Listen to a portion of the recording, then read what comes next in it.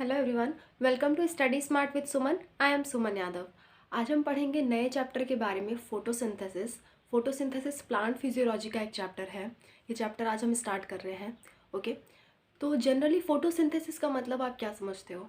Photosynthesis का मतलब होता है the process by which food make their own food. ये जनरल से डेफिनेशन हम पढ़ते हैं, पर टेक्निकल डेफिनेशन आपके इस लेवल पे क्या काम आएगी? आप कहोगे the process by which plant converts solar energy into chemical energy. What is solar energy? हमें सभी को पता है कि फोटोसिंथेसिस में सनलाइट का यूज़ होता है। तो सनलाइट क्या है? Solar energy. और convert solar energy into chemical energy. Chemical energy आपकी क्या है? केमिकल एनर्जी आपको पता है कि फूड बनाता है ना प्लांट, तो फूड उसका क्या होता है? ग्लूकोज। ग्लूकोज क्या है? केमिकल। और उसके बॉन्ड्स में कौन सी एनर्जी है? Chemical energy. So photosynthesis is a process by which plant convert solar energy into chemical energy. Solar energy कहने का मतलब यहाँ हमारा किससे है? सनलाइट से। सनलाइट से। और केमिकल एनर्जी कहने का हमारा क्या मतलब है? ग्लूकोज। ठीक है, तो एनसीईआरटी से क्या लिखती है? It is a physiochemical process. It is a physiochemical process. अच्छा, एनर्जी एनर्जी वाली चीज़ें आप कहाँ पढ़ते हो? एनर्जी वाली चीज़ें फिजिक्स में पढ़ते हो ना। वर्क, एनर्जी, पावर आपका चैप्टर होता है, फिजिक्स में होता है। तो फिजिक्स वाली चीज़ क्या है? Solar energy.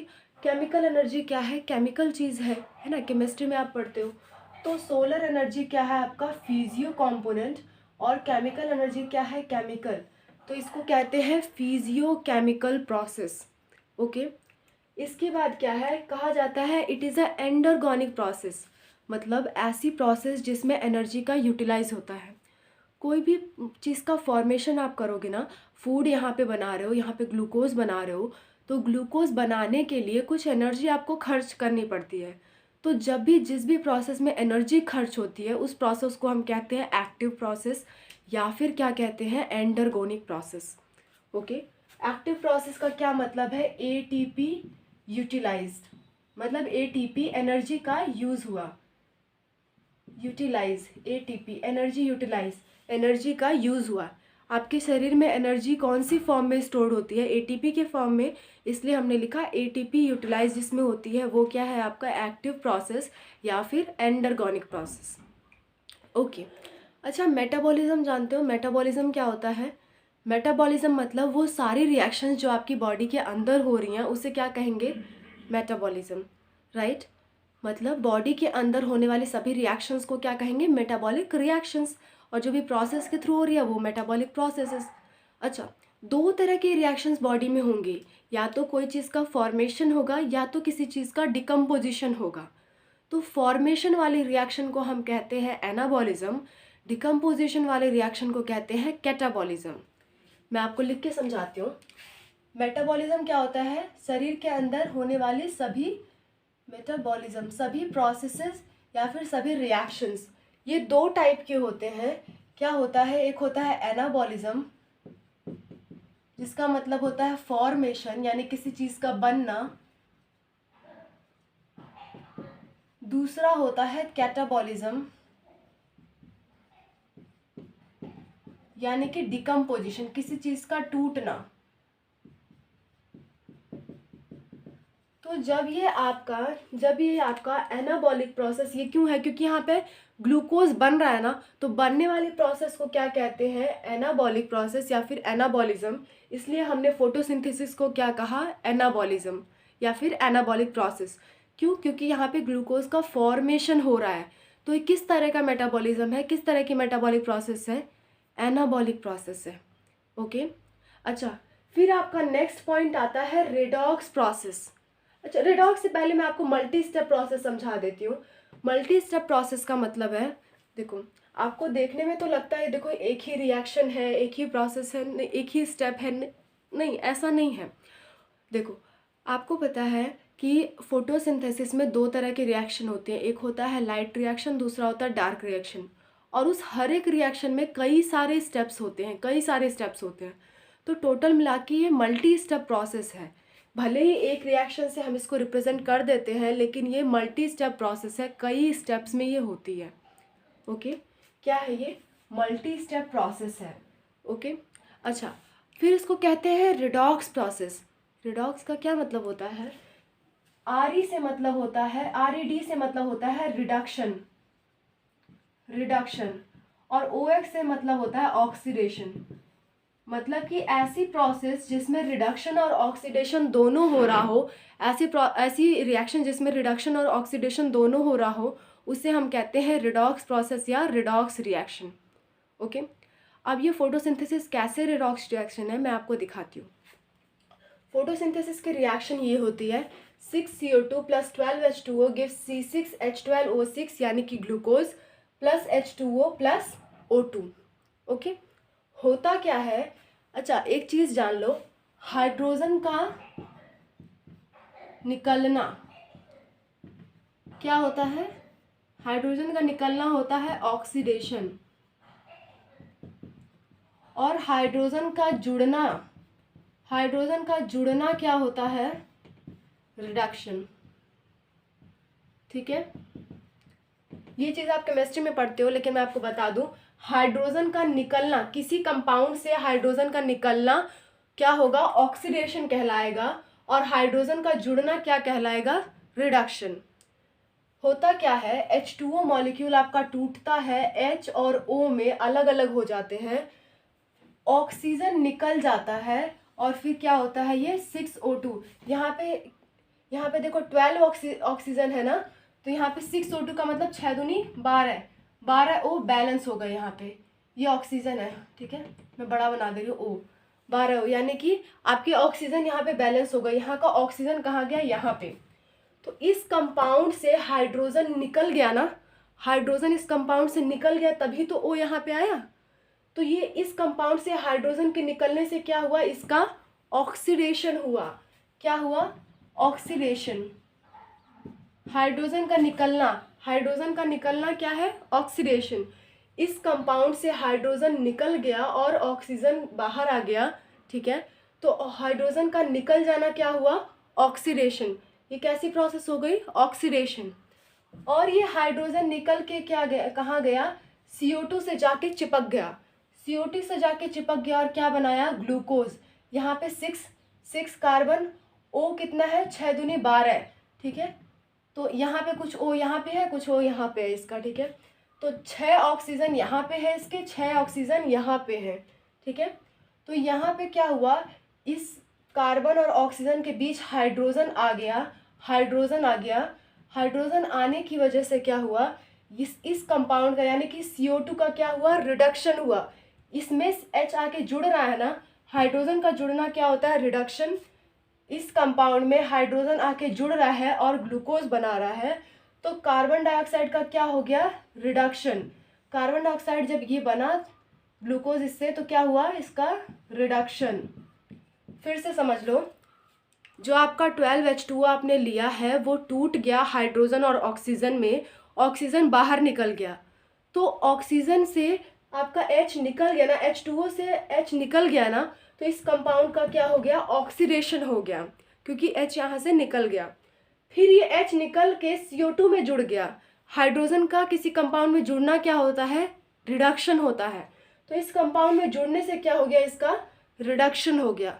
तो ओवरऑल ये कैसी प्रोसेस हो गई? ऑक्सीडेशन रिडक्शन प्रोसेस, यानी कि रिडॉक्स प्रोसेस। क्लियर? इतने पॉइंट्स आपको याद रखने हैं फोटोसिंथेसिस में। ओके, इसके बाद आपका कुछ एक्सपेरिमेंट्स आते हैं। कौन कौन से एक्सपेरिमेंट है? टोटल आपके 3 और 3 6 एक्सपेरिमेंट्स हैं। आज मैं 3 एक्सपेरिमेंट आपको बताऊंगी, 3 मैं एक्सपेरिमेंट आपको कल बताऊंगी, क्योंकि एक साथ पढ़ लोगे तो सब मिक्स हो जाएगा। ठीक है, तो पहला एक्सपेरिमेंट है variegated leaf experiment. Okay, variegated leaf experiment क्या होता है? इसमें क्या किया गया था? एक लीफ को, एक पत्ते को लिया, मैं दिखाती हूँ कैसे।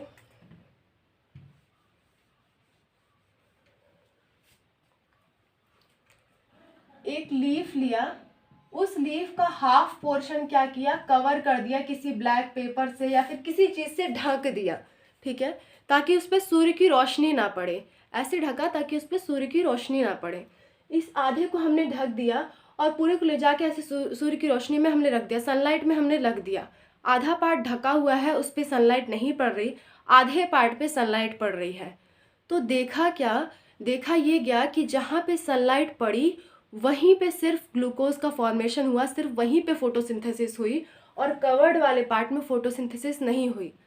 तो इस एक्सपेरिमेंट से ये प्रूफ हुआ कि आपका फोटोसिंथेसिस होने के लिए सनलाइट की ज़रूरत होती है। इस एक्सपेरिमेंट का सिर्फ एक ही मतलब था कि sunlight is necessary for photosynthesis. Clear? अच्छा, वेरीगेटेड आपको वर्ड परेशान कर रहा ना। वेरीगेटेड मतलब क्या होता है? चितकबरा। वेरीगेटेड मतलब होता है चितकबरा, मतलब कि आधा पार्ट कुछ अलग कलर का, आधा पार्ट कुछ अलग कलर का। कुछ लोग ने क्या किया था, आधे लीफ को पेंट कर दिया था, ठीक है, तो आधा पार्ट कुछ अलग कलर का दिख रहा था, आधा कुछ अलग। तो वेरीगेटेड का यही मतलब होता है कि अलग अलग कलर्स किसी लीफ में होना, ठीक है। यहाँ पे वेरीगेटेड का मतलब है कि आधा पार्ट को ऐसा बना देना कि उस पर सनलाइट ना पड़े। क्लियर? उसके बाद क्या है, KOH सोक्ड एक्सपेरिमेंट। सोक्ड का मतलब क्या होता है? सोक्ड का मतलब किसी चीज़ में भींगा हुआ। जैसे दिया लेते हो ना, दिया आप जलाते हो, उसमें जो ऑयल रहता है, तेल रहता है, उसमें बाती को भिंगा देते हो ना, फिर जलाते हो। तो किसी चीज़ में किसी चीज़ को भिंगाने, कॉटन को किसी चीज़ में भिंगा देने को कहते हैं सोक्ड। तो अगर हम वो कॉटन ले करके KOH में भिंगा दे रहे हैं तो उसे क्या कहते हैं? KOH सोक्ड, ठीक है। मतलब ऐसा कॉटन जो KOH में भिगा हुआ हो उसे कहेंगे KOH सोक्ड कॉटन। तो इस एक्सपेरिमेंट में क्या किया गया था, एक टेस्ट ट्यूब ली गई, टेस्ट ट्यूब के अंदर KOH सोक्ड कॉटन डाल दिया। अच्छा, KOH की एक प्रॉपर्टी होती है कि ये CO2 एब्जॉर्ब कर लेता है, अपने आसपास जितना भी कार्बन डाइऑक्साइड होगा ना उसको वो एब्जॉर्ब कर लेता है। KOH का क्या काम है? KOH absorb CO2, carbon dioxide को ये क्या करता है? एब्जॉर्ब कर लेता है। कार्बन डाइऑक्साइड को ये एब्जॉर्ब कर लेता है। तो जब हमने टेस्ट ट्यूब में इसको डाला तो टेस्ट ट्यूब के अंदर जितनी भी कार्बन डाइऑक्साइड थी ना उसको उसने क्या किया? एब्जॉर्ब कर लिया, ठीक है। फिर हमने क्या किया कि एक पत्ते को लिया, उस टेस्ट ट्यूब में आधा पत्ता डाला और आधा बाहर रख दिया, ठीक है। टेस्ट ट्यूब है ये, वेरीगेटेड खत्म हो गया। इसके बाद ये आपका टेस्ट ट्यूब है, यहाँ पे KOH सोक्ड कॉटन है। ये टेस्ट ट्यूब लिया, पत्ता लिया, आधा पत्ता हमने बाहर रखा, आधा पत्ता टेस्ट ट्यूब के अंदर रखा, ठीक है।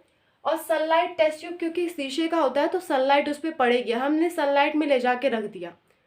फिर हमने क्या देखा, यहाँ पे क्योंकि टेस्ट ट्यूब के अंदर CO2 नहीं है इसलिए यहाँ पे क्या हुआ, टेस्ट ट्यूब के अंदर वाले पार्ट में फोटोसिंथेसिस नहीं हुई, जो बाहर वाला पार्ट है उसमें फोटोसिंथेसिस हुई। तो इससे हमें ये पता चला कि कार्बन डाइऑक्साइड भी नेसेसरी है आपका फोटोसिंथेसिस होने के लिए, क्योंकि कार्बन डाइऑक्साइड ही बाद में चल के ग्लूकोज बना रहा है, फूड यही बना रहा है। तो आपका कार्बन डाइऑक्साइड भी क्या है? नेसेसरी है। वो किससे पता चला? KOH सोक्ड एक्सपेरिमेंट से, कि कार्बन डाइऑक्साइड भी नेसेसरी है। इसके बाद एक साइंटिस्ट आए, जोसेफ प्रिस्टले। प्रिस्टले का क्या एक्सपेरिमेंट था? प्रिस्टले का थोड़ा सा, इससे कोई बहुत खास कंक्लूजन नहीं निकला था, लेकिन मैं बता दूं आपको ये एक्सपेरिमेंट, ये मेनली आपके NCERT में दे रखा है, जोसेफ प्रिस्टले एक्सपेरिमेंट। इसमें क्या हुआ, एक बेल जार लिया। बेल जार मतलब ऐसे कुछ शीशे का, आप NCERT में अपने डायग्राम देखोगे तो बेल जार कुछ शीशे का गोल सा स्ट्रक्चर है जिसको किसी चीज़ के ऊपर ऐसे रख दिया जाए, ठीक है, तो वो ढक के उसको रख दिया जाए, ऐसा कुछ स्ट्रक्चर होता है। मैं आपको दिखाती हूँ।